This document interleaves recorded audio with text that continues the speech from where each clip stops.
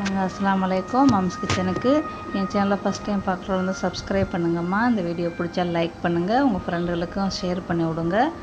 இது என்னென்னு பார்க்குறீங்களா, இது வந்து வெண்டைக்காய் புளி ஊற்றி வைக்கிறதுமா. வெண்டைக்காய் சொல்லலாம், வெண்டைக்காய் தொக்குன்னு சொல்லலாம். இப்போ வாங்க அதை எப்படி செய்யலாம் நம்ம பார்ப்போம். வெண்டைக்காய் வந்து 10 நல்லா ஒரு தடிப்புமாக வெட்டிக்கிறங்கம்மா. சிறுசாக வெட்டிடுறதையே தடிப்புமாக வெட்டிக்கிறங்க ஓரளவு.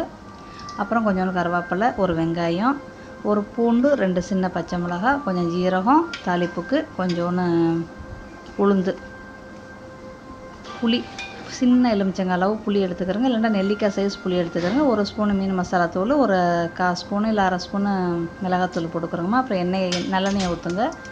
ஊற்றி ஜீரகத்தையும் உளுந்தையும் போட்டு வதக்குங்க. அப்புறம் பூண்டு 1 இடித்து போடுங்க.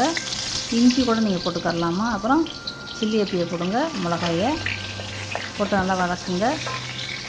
கருவேப்பிலையை போட்டு வதக்குங்க.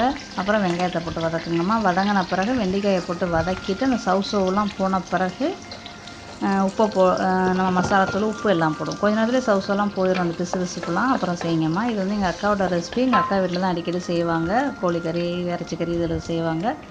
நீங்கள் கனவா கறி, விரால் கறி, கோழி எல்லாம் அதான் புளி ஊற்றாத கறியில் எல்லாத்துக்கும் இது நல்லா டேஸ்ட்டாக இருக்கும்மா. அதோட 1 ஸ்பூனுமா சின்ன ஸ்பூனு மீன் மசாலாத்தூள் பாபாஸ் போடுறேன். அப்புறம் ஒரு 1/4 ஸ்பூனு மிளகாத்தூள் போடுறோம்மா, உரப்புக்காண்டி. மசாலாத்தூள் வந்து ரொம்ப இருக்கக்கூடாது, லைட்டாக இருந்தால் போதும். 1/4 ஸ்பூன் மிளகாத்தூள். நீங்கள் வேணால் 1/4 ஸ்பூனு மீன் மசாலாத்தூளே போடுங்க, மிளகாத்தூள் போட விருப்பம் இல்லாதவங்க. அதை வதக்கிட்டு புளி தண்ணியை ஊற்றுங்கம்மா. புளி தண்ணியை கொஞ்சம் உங்கள் வசதிக்கு தக்கன ஊற்றிக்கோங்க. ஓவராகவும் புளியக்கூடாது, ஓவராக புளி இல்லாமல் இருக்கக்கூடாது. அது தக்கன பார்த்து போட்டுக்கிறோங்கம்மா. கொஞ்சம் ஊற்றி கொஞ்சம் ரசம் பண்ணி பார்த்துக்கிட்டு ஊற்றுங்கம்மா. திக்காக கரைச்சி வச்சுக்கிறோங்க. ஒரு 3 ஸ்பூன் ஊற்றினாலே போதும், பார்த்துக்கிறோங்கம்மா.